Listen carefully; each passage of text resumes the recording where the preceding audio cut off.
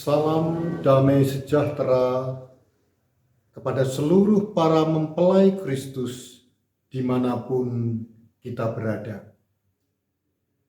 Saat ini kita bertemu di acara Suluh, Suara Penyuluh Agama Kristen di kota Salatiga. Acara ini terselenggara oleh karena kerjasama Kementerian Agama Bimas Kristen Kota Salatiga dan Radio Betani FM. Saya, Pendeta Muda Panggih Susanto, Penyuluh Agama Kristen Kecamatan Sidorejo. Mari sebelum kita mendengarkan sabda kebenaran firman Tuhan, kita datang di dalam doa. Bapa yang Maha Kasih, Allah yang kami sembah, yang kami agungkan di dalam nama Yesus Kristus, Allah yang menjadi penuntun dan penerang di dalam kehidupan kami. Kami bersyukur kepadamu ya Tuhan, karena saat ini Engkau mempertemukan kami dengan para mempelai Kristus untuk mendengarkan akan suaramu, sabdamu bagi kami semua.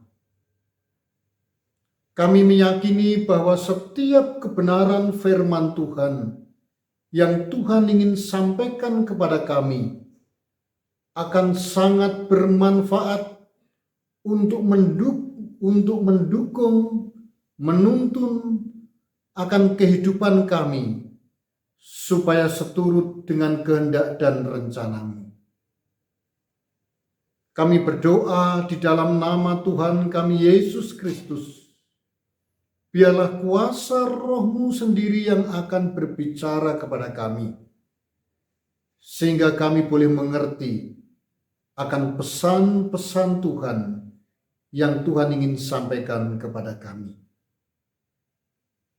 Berbicaralah kepada kami ya Tuhan, kami siap untuk mendengarkan kebenaran firman-Mu.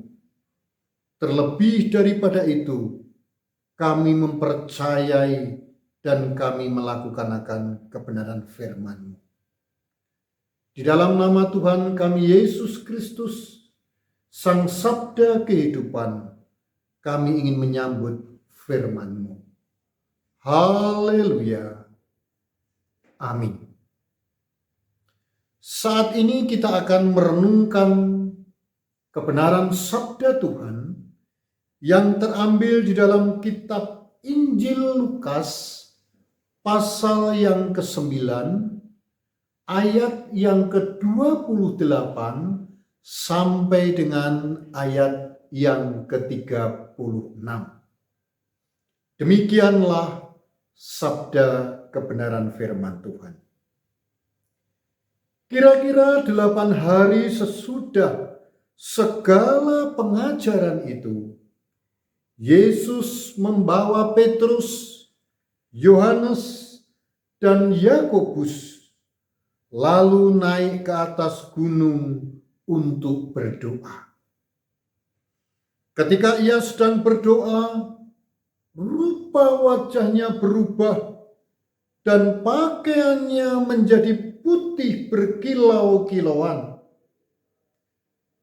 Dan tampaklah 2 orang berbicara dengan dia, yaitu Musa dan Elia.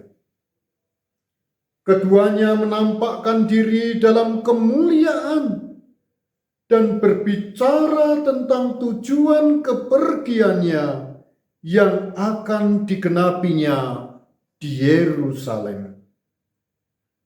Sementara itu Petrus dan teman-temannya telah tertidur, dan ketika mereka terbangun, mereka melihat Yesus dalam kemuliaannya dan kedua orang yang berdiri di dekatnya itu. Dan ketika kedua orang itu hendak meninggalkan Yesus, Petrus berkata kepadanya, "Guru, betapa bahagianya kami berada di tempat ini. Baiklah kami dirikan sekarang 3 kemah, satu untuk engkau, satu untuk Musa, dan satu untuk Elia." Tetapi Petrus tidak tahu apa yang dikatakannya itu. Sementara ia berkata demikian, datanglah awan menaungi mereka, dan ketika mereka masuk ke dalam awan itu, takutlah mereka. Maka terdengarlah suara dari dalam awan itu yang berkata, "Inilah anakku yang kupilih, dengarkanlah dia." Ketika suara itu terdengar, nampaklah Yesus tinggal seorang diri, dan murid-murid itu merahasiakannya. Dan pada masa itu, mereka tidak menceritakan kepada siapapun apa yang telah mereka lihat itu. Demikianlah bunyi sabda Tuhan. Firman Tuhan berkata, "Berbahagia dan bersukacitalah orang yang mendengarkan perkataan-perkataan Tuhan dan percaya serta berani melakukannya. Dialah orang yang berbahagia di dalam hidupnya." Dalam bacaan ini, tema yang diberikan adalah sikap hati menikmati kemuliaan Tuhan.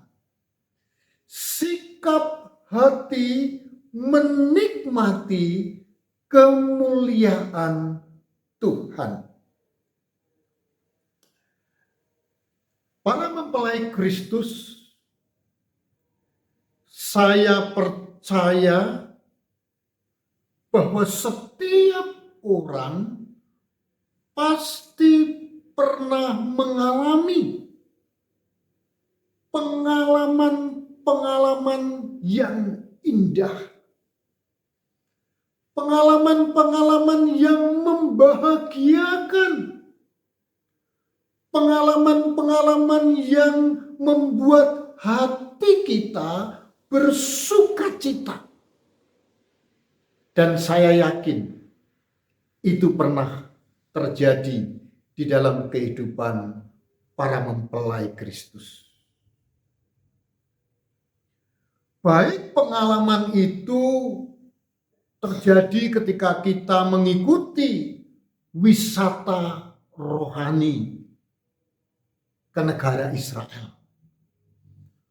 Banyak orang bercerita merasa senang karena mengalami pengalaman-pengalaman melihat tempat secara langsung di mana Yesus melayani di Israel. Ada orang lagi mengatakan, "Saya pernah mengalami pengalaman yang indah ketika saya mendapatkan pekerjaan dan posisi yang bagus." Dan itulah yang membuat hati kami bersukacita. Ada juga orang yang mengatakan, "Kami pernah mengalami pengalaman yang indah, menyenangkan, ketika kami menemukan pasangan hidup yang kami idam-idamkan." Para mempelai Kristus, memang pengalaman-pengalaman yang indah di dalam kehidupan kita pernah kita alami. Bahkan mungkin itu membekas, terngiang-ngiang di dalam hati dan pikiran kita. Namun, sesungguhnya pengalaman yang terindah di dalam kehidupan kita adalah kalau kita mengalami perjumpaan, mengalami pertemuan, melihat dan masuk di dalam hadirat Tuhan.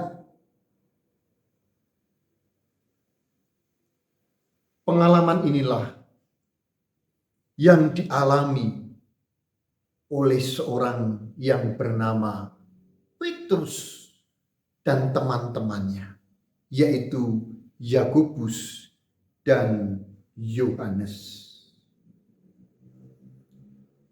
Kita tahu bahwa sebenarnya murid-murid ini sedang tertidur. Tetapi oleh karena anugerah yang datang daripada Allah, mereka diperkenan oleh Tuhan untuk menikmati hadirat kekudusan daripada Allah. Ketika murid itu melihat kemuliaan yang luar biasa yang terjadi di dalam diri Yesus Kristus, bahkan firman Tuhan menjelaskan kepada kita bahwa di dalam kemuliaan itu ada dua pribadi, yaitu Elia dan Musa. Bahkan dalam kemuliaan itu, Musa dan Elia sedang mempercakapkan tentang tujuan Yesus akan pergi ke Yerusalem untuk menggenapi panggilan hidupnya. Jemaat yang mengasihi Tuhan, Yesus tahu bahwa tidak lama lagi dia harus turun dari gunung untuk masuk di sebuah kota Yerusalem untuk menderita dan dianiaya dan mengalami penderitaan yang dahsyat, yang luar biasa. Yesus tahu, karena Yesus bukan saja manusia, dia karena Tuhan, dia melihat apa yang ada di depannya, yaitu penderitaan di kayu salib yang akan dia alami oleh karena kekerasan, kekejaman, dan kebebalan hati manusia. Manusia tidak tahu bahwa sesungguhnya karya Yesus yang agung dan mulia di dunia ini adalah karya keselamatan. Karya di mana Yesus menanggung, memikul segala penderitaan kita, segala kesakitan kita. Yesus mau menanggung itu. Bahkan Yesus mau menebus dosa-dosa manusia supaya manusia menerima anugerah keselamatan yang datang daripada Allah. Tujuan Yesus adalah tujuan yang sangat mulia. Tujuan yang sangat agung. Dan itulah karya yang dilakukan Yesus di dunia ini. Pengalaman hidup Petrus, Yakobus, dan Yohanes membawa dampak dan pengaruh yang sangat besar. Hal ini juga ditunjukkan di dalam kitab. Alkitab menceritakan sejak Kejadian sampai kepada Wahyu, bagaimana orang-orang yang pernah mengalami dan berjumpa secara pribadi dengan Tuhan. Mereka adalah orang-orang yang sungguh-sungguh mengasihi Allah. Kita tahu nama besar Abraham karena kita menyebut dia adalah bapa orang beriman. Kita tahu tentang Raja Daud. Meskipun Raja Daud pernah mengalami dan jatuh ke dalam dosa, tapi oleh karena kasih karunia, oleh karena kemurahan Allah, Daud menjadi raja yang diberkati oleh Tuhan.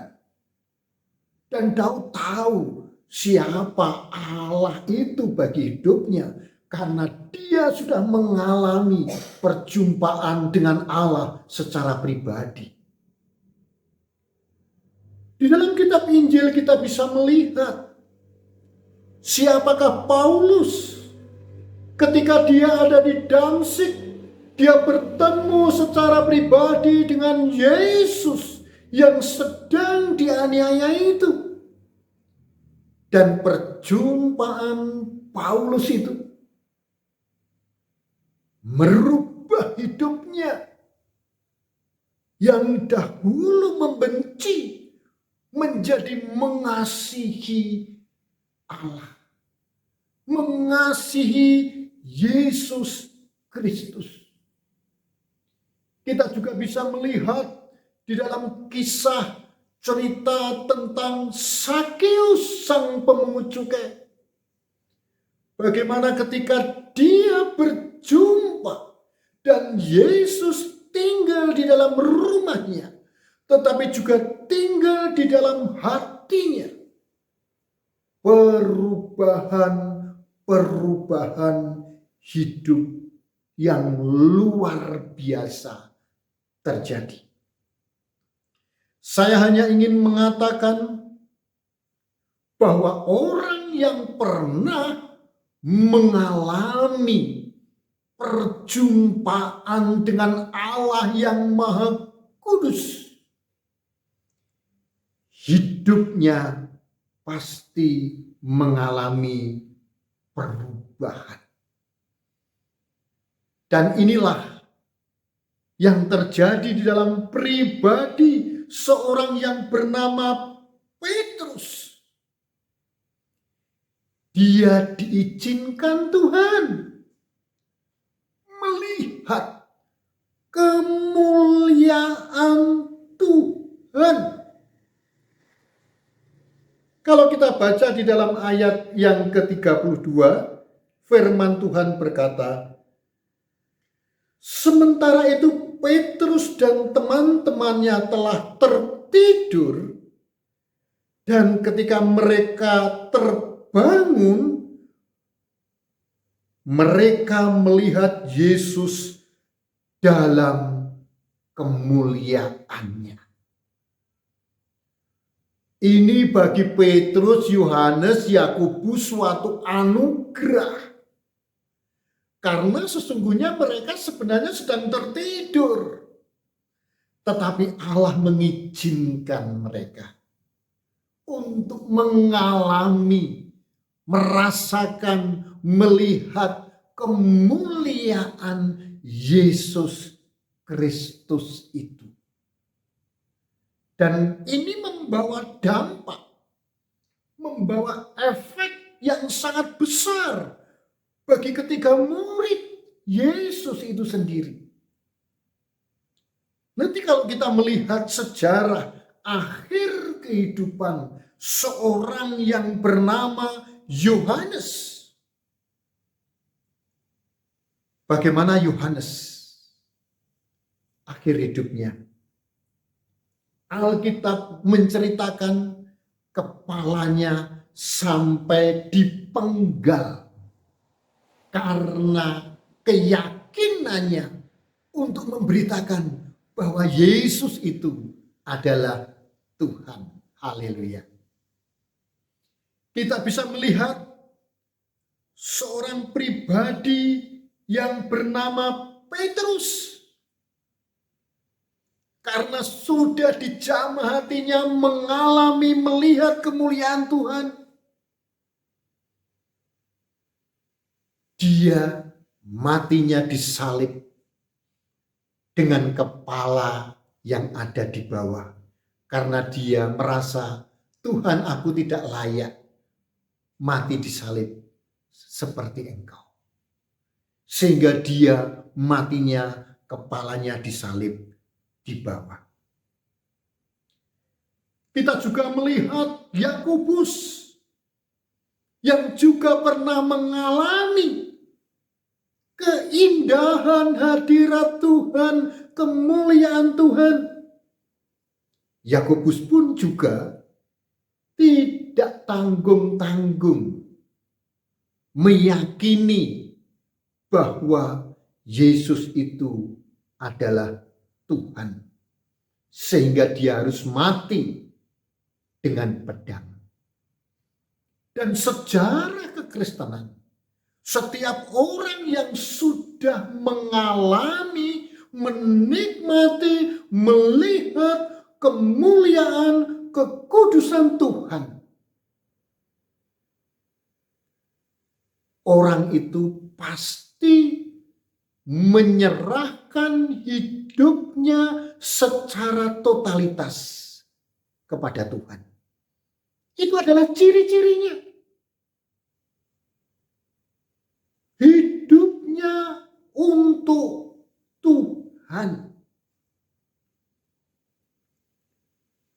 Bahkan kalau kita melihat pengalaman hidup orang-orang yang sudah dijamah hatinya kepada Tuhan.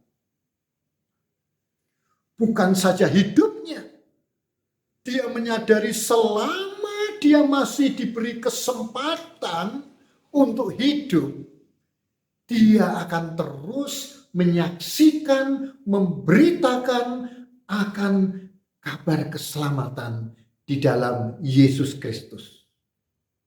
Dan tidak takut dengan resikonya.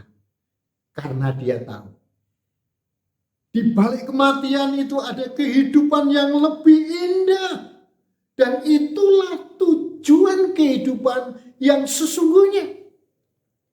Jadi, kalau kita sudah mengalami kemuliaan Tuhan, biasanya kita akan senantiasa bermurah hati. Orang yang sudah hatinya dijamah Tuhan, hatinya dipenuhi dengan belas kasihan, dengan pengampunan, tidak selalu hitung-hitungan dengan Tuhan. Karena dia tahu bahwa kesempatan hidup itu hanya satu kali dan harus dipergunakan sebaik-baiknya. Hal inilah yang menimbulkan pertanyaan bagi kita seluruh mempelai Kristus. Lantas bagaimanakah sikap hati kita ketika kita melihat kemuliaan Kristus itu terjadi di dalam kehidupan kita?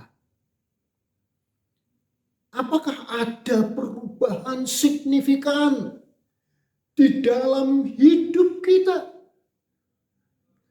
Apakah ada penyerahan dan totalitas hidup kita kepada Tuhan? Apakah hidup kita dipenuhi dengan kemurahan hati, belas kasihan, suka mengampuni dan mengasihi akan sesama kita, bahkan sampai musuh-musuh kita?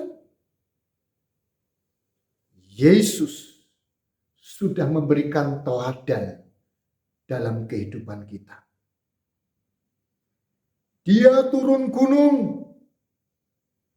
Dia siap untuk menderita supaya kita menerima kehidupan. Kita pun sebagai anak-anak Tuhan, kita pun juga harus siap mengikuti jejak dan langkah-langkah Kristus supaya kita bisa menikmati kemuliaan dan keindahan Tuhan. Kemuliaan dan keindahan Tuhan bukan saja ada di atas gunung, tetapi kita harus turun gunung menghadapi realita kehidupan.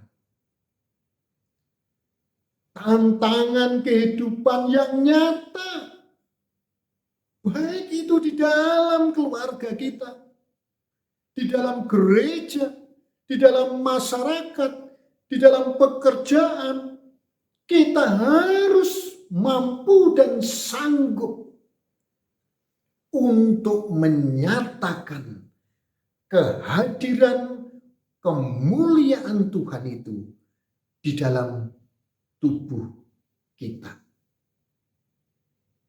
Meskipun hidup tidak mudah, asal kita bisa menjaga kehidupan kita dengan kekudusan Tuhan. Kalau kita bisa menjaga hidup kita dalam kebenaran, maka hadirat Tuhan akan menyertai kita. Hadirat Tuhan, kemuliaan Tuhan akan menyatu dalam kehidupan kita kalau kita sungguh-sungguh ingin hidup di dalam jalan Tuhan. Hidup kita harus juga dipenuhi dengan kuasa Roh Kudus.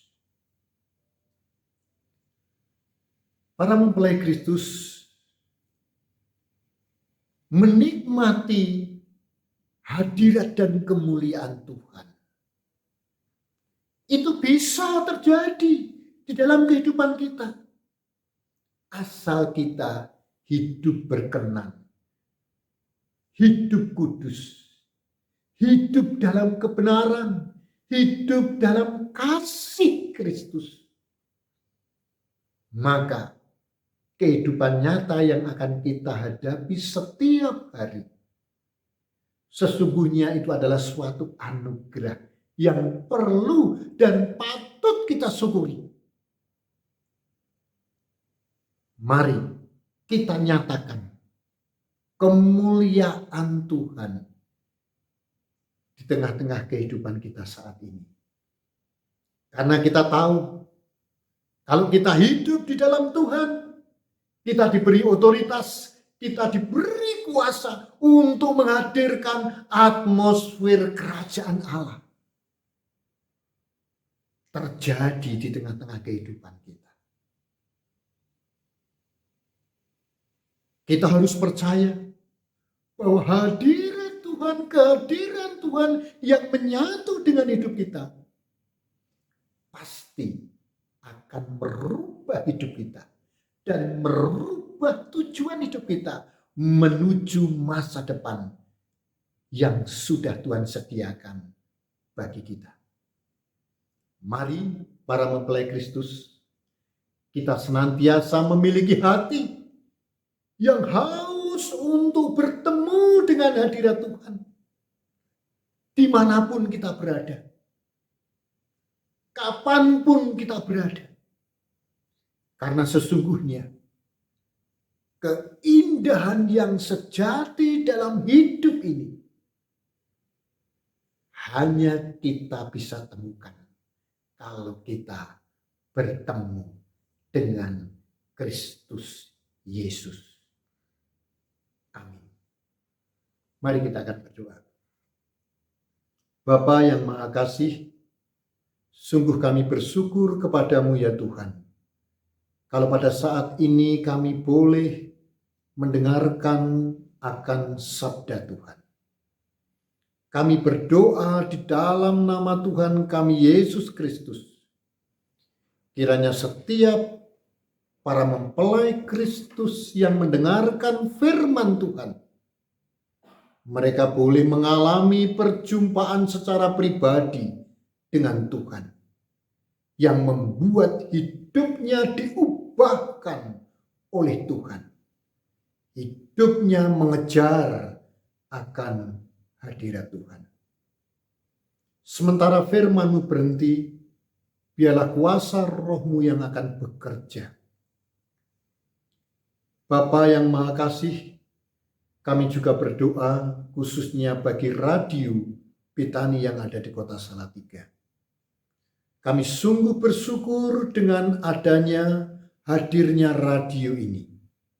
Kami percaya ini bukan suatu kebetulan, tetapi rencana Allah khususnya bagi kota Salatiga.